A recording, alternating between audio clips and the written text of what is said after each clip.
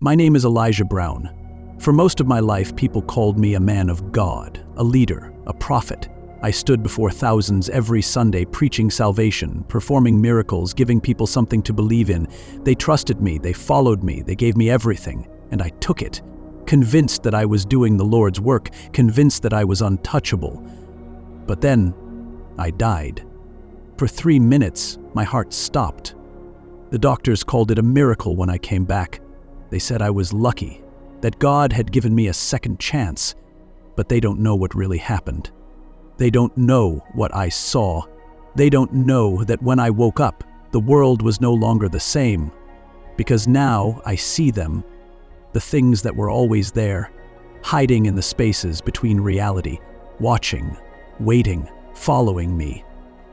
I thought I knew the truth. I thought I understood faith, but I was wrong. And now I can never go back. Subscribe to the channel and turn on notifications so you don't miss new stories. If you enjoyed this one, leave a like, it really helps. And don't forget to share your thoughts in the comments. Let's discuss. I knew my life was a lie. I had known it for years. I had built my world on deception, wrapped it in scripture and sold it as faith. And I was good at it. So good that even I almost believed it. Almost. But no matter how much I convinced others, no matter how many people fell to their knees in worship at my words, there was always a voice in the back of my mind. A whisper, so faint I could ignore it. A voice asking, what if? If I had died 10 years ago, they would have remembered me as a man of God, a leader, a prophet, a shepherd guiding his flock to salvation. My name was known in every Christian household across the country. My church was one of the largest in the nation, my sermons broadcast on television and streamed online to millions. My words had power. My presence commanded attention. Tens of thousands of people gathered every Sunday to hear me speak, to feel my touch, to witness the miracles I performed in the name of the Lord. And they gave, oh how they gave. Millions of dollars flowed into my ministry, into my hands, into my homes, my cars, my suits, my lifestyle. They called it faith. I called it business. God was silent when I performed my miracles, silent when I laid my hands on the sick and claimed to cure them, knowing full well that nothing had changed, silent when I wiped my tears and spoke of suffering, knowing I would go home to a mansion with marble floors and servants who catered to my every need. Silent when I placed my hand on the Bible and swore that every dollar donated was for His work, while my private jet sat waiting on the tarmac. And if God was silent, then surely He approved. Surely He understood. Surely He had given me this gift, this talent, this calling. I had no guilt, no shame, no fear, until the night I died. It was supposed to be just another service, another performance. The stadium was packed with believers, their hands raised, their voices lifted in desperate prayer. The lights burned hot, the music swelled, the air buzzed with something electric, something intoxicating. This was what I lived for, not for God, not for salvation, for this. The energy of thousands of people hanging on my every word, waiting for me to show them proof. And I always did. That night was no different. The sick were lined up at the edge of the stage, waiting for their turn. A woman with a cane, a boy with a hearing aid, and then the grand finale, a man in a wheelchair. It was always a wheelchair, the moment the crowd waited for. The ultimate test of faith. The cameras zoomed in, the audience held their breath. The man looked up at me with wide, nervous eyes, waiting for his cue. He knew what to do. We had gone over it backstage.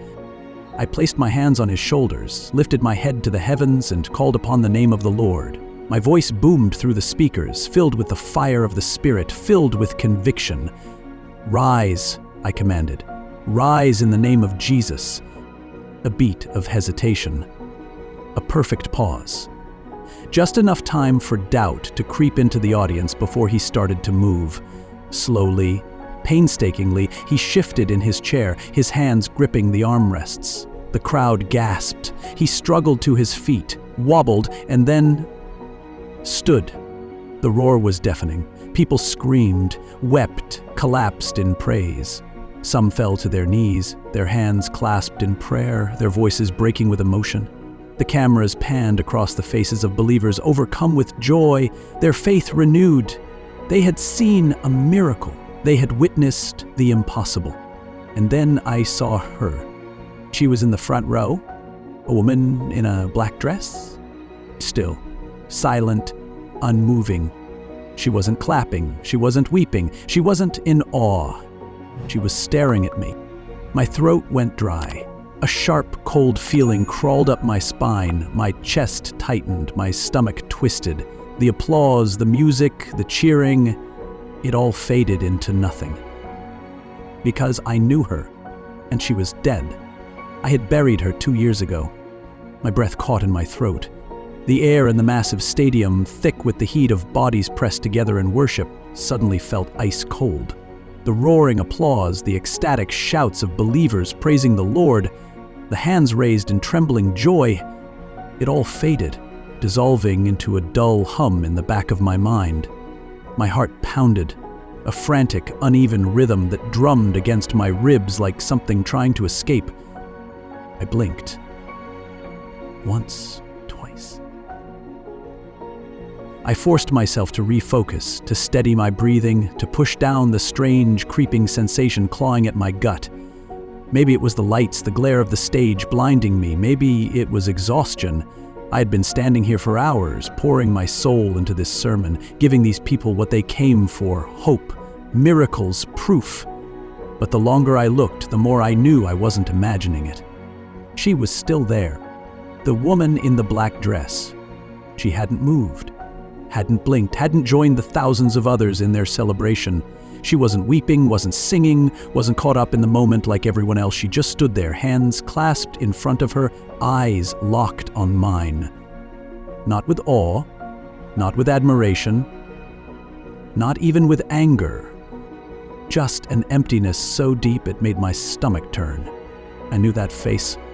A cold, leaden weight settled in my chest, pressing against my ribs, squeezing my lungs. My mind scrambled for an explanation, searching for logic where there was none. A trick of the light? A woman who merely resembled her? But the truth slammed into me like a fist. I had seen that face before.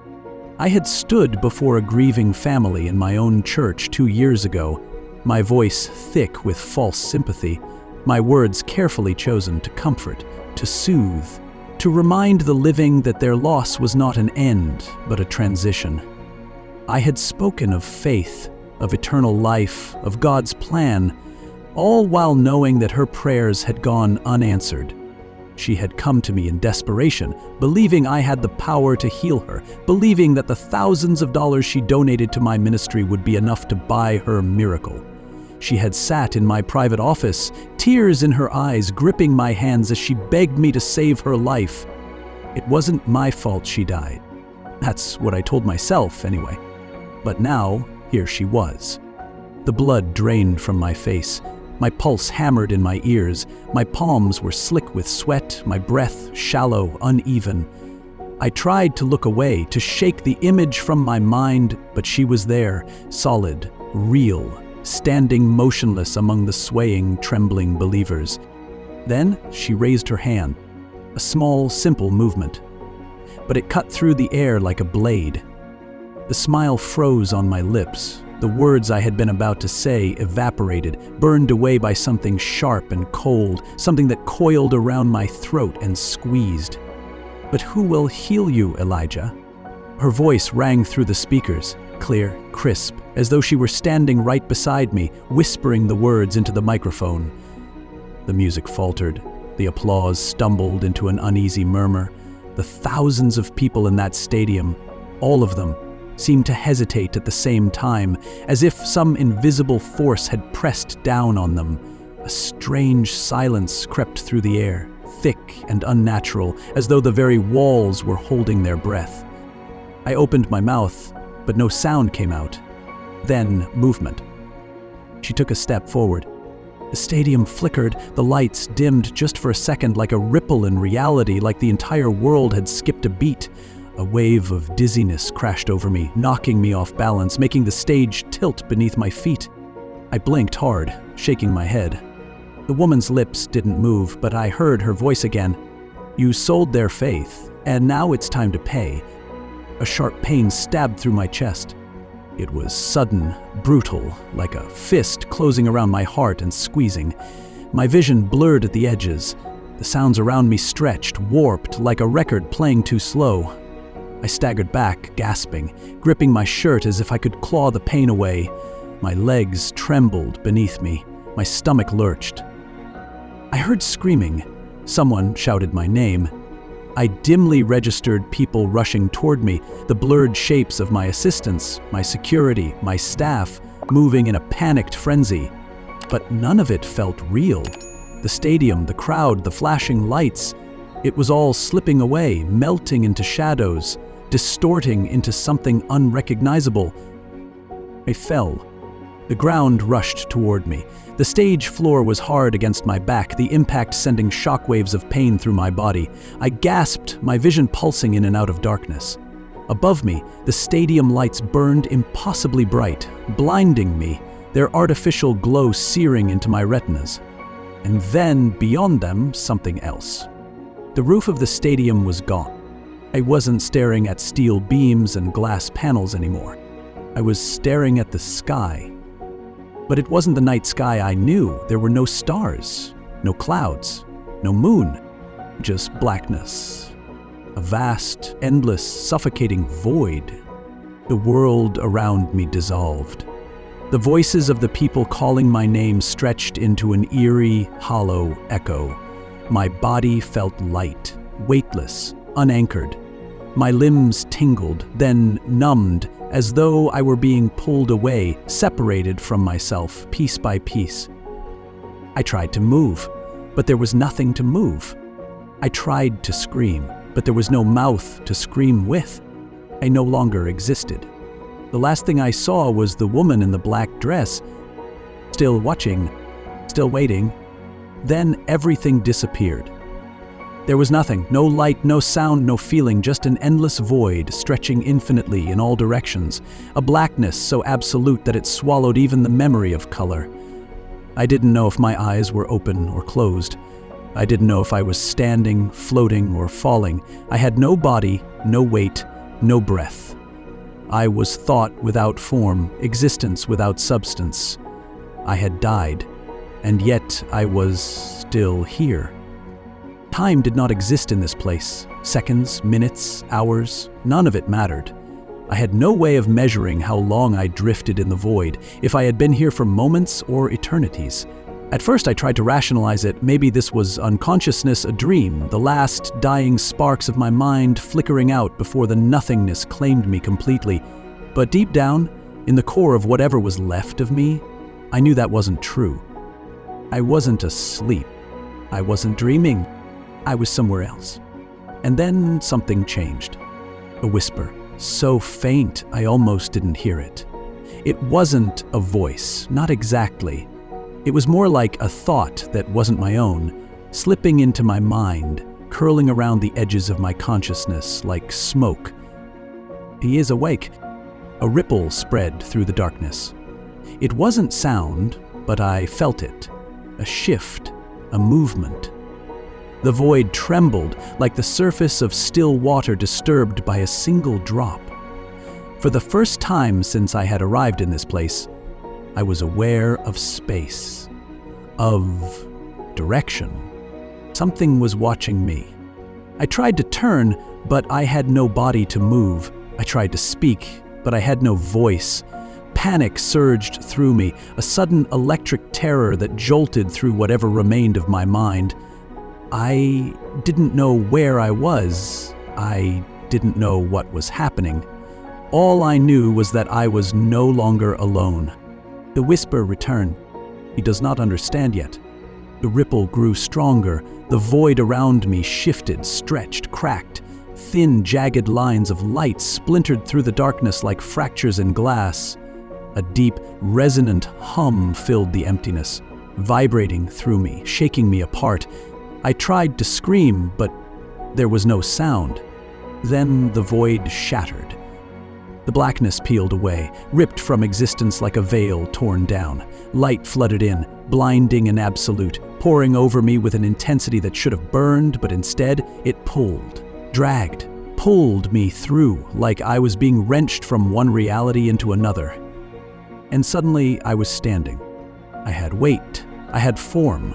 I gasped, sucking in air, feeling my chest rise and fall, my heartbeat hammering against my ribs. My legs trembled beneath me, weak and unsteady, as if I had forgotten how to exist inside a body. My knees buckled and I staggered forward, collapsing onto something solid. Cold stone pressed against my palms, rough and uneven. The scent of dust and age filled my nostrils. My fingers curled, feeling the texture of the ground beneath them. I was somewhere. The void was gone. I lifted my head, my vision still hazy, my mind struggling to make sense of what I was seeing. Massive stone pillars rose around me, stretching high into the darkness above. The walls were adorned with intricate carvings, symbols I didn't recognize, etched deep into the ancient stone. A long, narrow corridor stretched before me, its end swallowed by shadow. There was no ceiling, only an abyss above, stretching into an emptiness that felt just as vast, just as unknowable as the void I had left behind. And then I heard it. Footsteps. Slow, measured, coming from the darkness at the far end of the corridor. I tried to move, to push myself up, but my limbs were weak, my body sluggish. The footsteps grew louder, closer, echoing off the stone walls with an unnatural weight. My pulse pounded in my ears. I forced myself to stand, my muscles shaking, my breathing ragged. Then I saw him. A figure emerged from the shadows, tall, draped in flowing robes, his face hidden beneath a hood. He moved with a deliberate grace, his steps unhurried, his presence filling the corridor with a weight that pressed against my chest. As he approached, the torches along the walls flickered to life, their flames burning with a dim, eerie glow, casting shifting shadows across the walls. He stopped a few feet away from me. I couldn't see his face. The hood concealed everything but the lower half of his features. Pale skin, lips neither smiling nor frowning, a presence that felt neither human nor entirely other. He raised a hand, long fingers gliding through the air in a slow, deliberate motion. "You have come far," he said. His voice was deep, smooth, carrying an authority that made my skin crawl. "But you are not where you think you are." I opened my mouth to speak, to demand answers, but my throat was dry, my voice lost. His head tilted slightly, as if studying me, as if he could see the questions, the fear, the desperation boiling beneath my skin. "Do you know why you are here?" I swallowed hard, forcing out a hoarse whisper. "I died." Silence. Then, slower, he shook his head. "You were never alive." A chill slithered down my spine. The torches flickered. The corridor seemed to stretch, the walls shifting, bending, as if reality itself was unraveling around me. My breath hitched in my throat. My mind screamed at me to wake up, to run, to do something, anything. But my feet were frozen to the ground. The figure took another step closer. "You have spent your life playing a role, wearing a mask, speaking words that did not belong to you, and now that mask has been removed." I shook my head. "I don't understand." "He will." The torches went out. Darkness swallowed everything, and I fell again. I was falling, but there was no wind, no sensation of movement, only the overwhelming, crushing emptiness pulling me downward. Or maybe it wasn't downward at all. Maybe there was no direction, no space, no meaning to anything anymore. The weight of existence itself seemed to unravel, and for a terrifying moment I wondered if this was it, if this was all that waited beyond death, an endless, formless descent into nothing. Then, just as suddenly as it had begun, the fall stopped. Not with an impact, not with pain. One moment I was falling, and the next I was standing. My legs felt weak, as though I had walked for days without rest. My lungs burned with air I didn't remember inhaling. I looked down, expecting to see the cold stone floor of the corridor, but instead my feet stood on something strange, something smooth, reflective, or something like it. It stretched infinitely in all directions, a perfect mirror beneath me, reflecting not the ceiling, not a sky, but something else entirely. It showed scenes, moving, shifting, fading in and out like ripples in water. And they were all of me. I saw myself as a child, sitting in the back pew of a small church, watching my father preach. His voice was powerful, commanding, filling the room with certainty. Even then, I had envied him. I had seen the way people looked at him, the reverence in their eyes, the way they clung to his every word. He wasn't just a man to them. He was a messenger, a conduit for something greater. I had wanted that. The image shifted. I was a teenager now, standing in front of a mirror, rehearsing a sermon I had written myself. My voice was too soft, my delivery unpolished, but the spark was there, the potential. I had understood even then that words had power, that faith could be shaped, molded, directed. It didn't matter what people believed in, so long as they believed in me. Another ripple. I was in seminary, sitting through theology lectures, but I wasn't listening. I was already thinking ahead, planning, dreaming of the ministry I would build, the empire I would create. I didn't care about scripture. I cared about influence, about the art of persuasion, about the performance. The reflections came faster now, each one another stone in the foundation of my deception. I saw my first church, a small congregation hanging on my every word. I saw the first miracle I staged. A woman claiming her arthritis had vanished after my prayer. I saw the money start to flow, the crowds grow larger, the cameras turn toward me, and I saw myself reveling in it, drunk on power, convinced that I was untouchable. I stumbled back, my pulse hammering against my ribs. "No," I whispered, shaking my head. That's not all I was." A voice answered from the darkness. "It is all you ever were." I turned sharply, my breath catching. The figure from the corridor stood before me once more, his face still hidden beneath the hood, his presence pressing down on me like an unseen weight. "This is the truth," he said. "The truth you buried beneath scripture and ceremony. The truth you spent your life running from." I clenched my fists. I gave people hope. I gave them something to believe in. You gave them nothing. The glass beneath me rippled, and new images appeared. Faces I recognized. The sick, the desperate, the faithful. The woman in the black dress. The man who emptied his savings account, believing his daughter would be healed. The mother who prayed for a cure that never came. The old woman who left her home to my church, trusting that it would buy her a place in heaven. And then the ones I had forgotten, the faces of those who had lost their faith because of me. The ones who realized too late that the miracles weren't real. The ones who left my church, broken, disillusioned, empty. I wanted to look away, but the glass stretched infinitely, forcing me to see, to confront the weight of what I had done. "How many turned away from God because of you?" the figure asked. "How many died in despair?" I swallowed hard. I never forced anyone to believe me. "No, but you let them." His voice was not cruel, not angry. It was worse than that. It was empty. A void where judgment should have been, a silence where condemnation should have echoed. "You took their faith," he continued, "and you sold it back to them, repackaged in lies. You made them trust you, and when the truth came, you left them with nothing." The images in the glass changed again. This time, they weren't just my memories. They were things I had never seen. A woman crying alone in a dark apartment, her hands clutching the useless bottle of holy water she had spent her last paycheck on.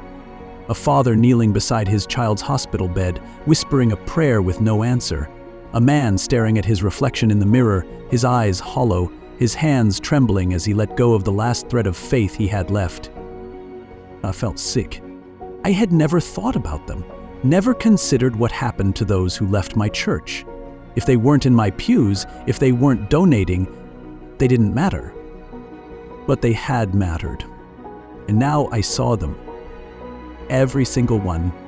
My knees buckled and I sank to the ground, my breath coming in ragged gasps. The weight of it all crushed down on me, suffocating, unbearable. "Please," I whispered. "I didn't know." "But you did." The figure stepped closer. "You knew from the beginning. And still you made your choice." I pressed my hands against the glass, my reflection staring back at me, hollow-eyed, broken, drowning in a sea of faces I had betrayed. "You lived a life without consequence," the figure said. "And now, you will learn." The glass shattered. The faces disappeared. And the darkness took me once more. I was weightless again, suspended in the abyss. But this time, it wasn't empty. It breathed. It moved. The darkness was alive, shifting, watching. I couldn't see them, but I felt them. Countless unseen eyes locked onto me, pressing against my skin like invisible hands. A presence filled the space, vast and immeasurable. Something that had been here long before I arrived and would remain long after I was gone. A voice rose from the depths, slow and measured, each word sinking into me like a cold hook dragging through flesh. "Now you understand." I didn't speak. I couldn't. I didn't know if I had a voice anymore. I was nothing. No body, no breath, just thought. Just fear. The voice continued. "You have seen the truth of your life, the weight of your choices, the consequence of your lies, and now you will see what comes next." The darkness shifted. A ripple spread through it, bending and twisting until it peeled away like smoke, revealing something beyond. The void didn't disappear. It simply stepped aside, making room for what lay beneath, as though it had always been there, just hidden, waiting for me to be ready. I saw the world, but it wasn't the world I had left behind. It was burning. Cities crumbled, swallowed by fire and shadow. Towers collapsed, roads split open, the ground itself rejecting the weight of what stood upon it. People ran, screaming, their voices rising in a deafening chorus of terror. The sky was not black, not red, but something else entirely. Something unnatural, shifting between colors I had no words for, as if reality itself had begun to unravel. And above them, watching, were things that should not exist. They stood taller than buildings, faceless figures draped in flowing darkness, their elongated forms stretching upward, merging with the shifting sky. Their hands reached downward, their fingers impossibly long, touching the streets below, and wherever they touched, the world dissolved. People disintegrated into nothing, wiped from existence as if they had never been, not dead, not gone. I wanted to look away, but I couldn't. I saw more. I saw churches abandoned, their doors torn from their hinges, their altars defiled, their pews filled with figures that did not belong. I saw fields of empty graves, the ground undisturbed as if those buried beneath had never been there at all. I saw crowds gathering around screens, their eyes blank, their faces slack, their mouths silently mouthing words I couldn't hear, repeating them over and over and over again. I saw my church. It was in ruins. The walls had collapsed inward, the stained glass shattered, the golden chandeliers twisted into blackened, skeletal remains. The pulpit where I had once stood was empty, and yet something stood there, something wearing my face, something that turned its head and looked at me. The thing that wasn't me smiled. Then the vision shattered. I gasped, or maybe I didn't. I had no lungs, no mouth, no body, but the sensation was there. The desperate, instinctive gasp of someone waking from a nightmare. But I wasn't waking up. I was still here, still nowhere, still trapped in whatever this place was. The voice returned. "This is the world that follows." I forced myself to speak, my voice raw, shaking. "No. That's not real. It is one path." I swallowed hard, or imagined I did. "Then it can be stopped." There was silence. Not an absence of sound, but an absence of everything, a pause in existence itself. Then, finally, the voice spoke again. "You seek a second chance." It wasn't a question. It was a statement, one that wrapped around me like a weight I couldn't shake. I hesitated. I had spent my life lying to others, lying to myself, but in this place, in this void where there was no room for illusion, I could not lie anymore. Yes. Another pause. There is a price. Of course there was. The voice moved around me, shifting, stretching, filling every space. You will return. But you will not be the same. You will see, you will hear, you will know, and no one will believe you. I felt something deep in my core, a tightening, a sinking weight, as if something had already latched onto me, dragging me toward a decision that had already been made. You will speak the truth, the voice said, and you will be ignored. I thought of the vision, of the crumbling world, of the faceless things reaching down, of the people mouthing words with blank eyes. But if I warn them, they will not listen. My thoughts reeled. Then why send me back? Silence. Then, for the first time, the voice almost sounded amused. Because you asked. I felt it before I saw it. A shift, a pull. Something unraveling inside me. The void around me trembled. The darkness pulsed, closing in, tightening, crushing. And then, just as suddenly as it had swallowed me, it spat me out. I woke up gasping. The first thing I felt was pain. Sharp, searing, all-consuming. My chest burned as if something had been torn out of me and hastily put back together. My lungs struggled for air, every breath ragged and shallow. My body ached in ways I didn't understand, like I had been broken apart and forced back into a shape that no longer fit. Blinding white lights buzzed above me. The hum of machinery filled my ears. My skin was clammy, slick with sweat. The air smelled sterile, artificial, tinged with something metallic and faintly antiseptic. I tried to move, but my limbs were heavy, unresponsive, as if they didn't belong to me anymore. A voice, sharp, urgent. He's stabilizing. BP is rising. Pupillary response, normal.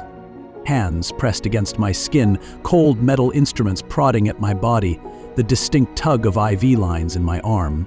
My vision blurred, then sharpened. The ceiling above me wasn't infinite darkness anymore. It was tiled. Fluorescent lights flickered. A hospital. I was alive. The realization came slow, disjointed, like my mind was struggling to stitch itself back together. I had died. I knew I had died. I had left my body.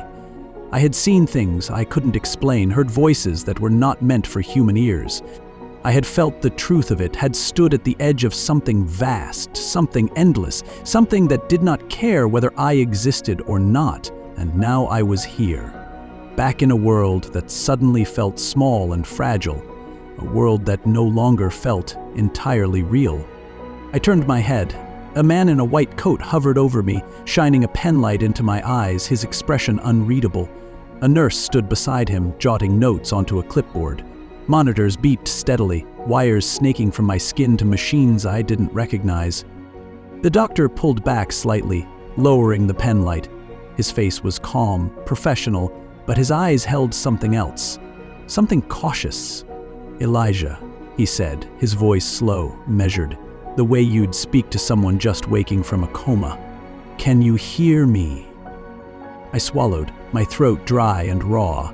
My tongue felt too thick, my mouth filled with the taste of metal. When I finally spoke, my voice was hoarse, barely more than a whisper. Where am I? St. Vincent's Medical Center, he said. You've been unconscious for 3 days. 3 days. It didn't make sense. It felt like a lifetime. I tried to sit up, but my body protested, muscles trembling with weakness. The doctor placed a firm hand on my shoulder. Easy. Just breathe. You went into cardiac arrest during your sermon.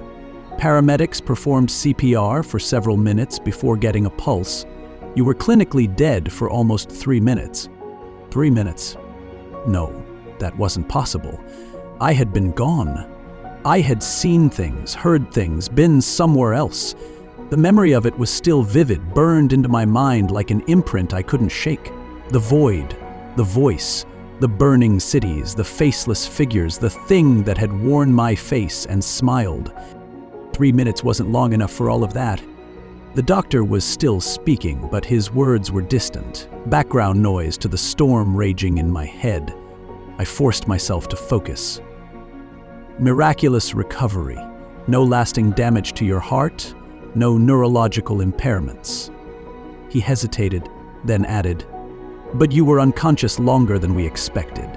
Your brain activity was unusual." I knew what he meant. I felt it. Something had changed.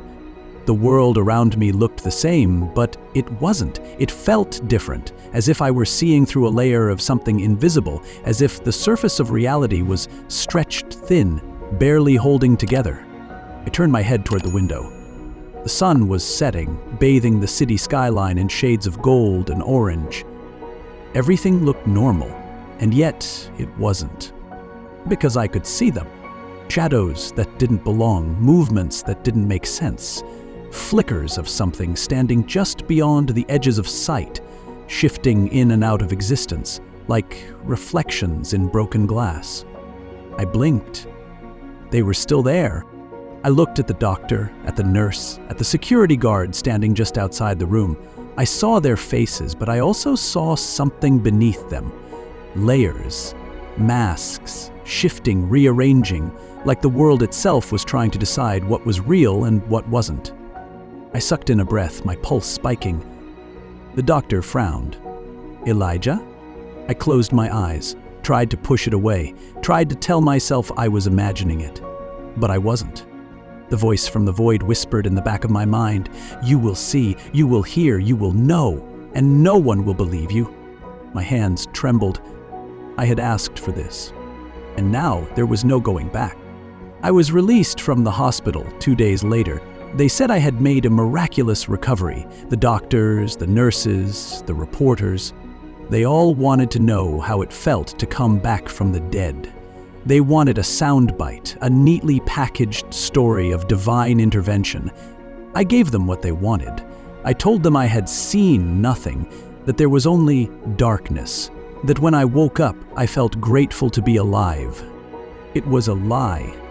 I walked out of that hospital into a world that should have felt familiar. The sky was blue, the streets were busy, people moved through their lives as if nothing had changed. But everything had changed. Because I saw what no one else could. The things standing behind them. At first I thought they were hallucinations, the result of trauma or some neurological damage the doctors hadn't detected. But no, they were real as the air in my lungs, as real as the heartbeat still pounding in my chest. I saw them in the reflections of glass windows, in the spaces between buildings, in the periphery of my vision when I turned too quickly, shadows that weren't cast by anything, figures that moved where no one should be, things standing just beyond the edges of existence, watching. I tried to ignore them. I told myself that if I didn't acknowledge them, they would disappear. But they didn't. And worse, they started to notice that I could see them. It began with small things. A shift in the air when I walked past a crowded street. A flicker in the corner of my eye that didn't vanish when I turned to look. Then, whispers. Faint at first, like the rustling of leaves just outside the range of comprehension. But they grew louder, closer. My name, spoken in voices that did not belong to this world. I stopped sleeping. Every time I closed my eyes, I saw them waiting for me, standing at the edges of my dreams, silent. I thought about going back to my church, but when I arrived, I couldn't step inside. The walls looked the same, but they weren't.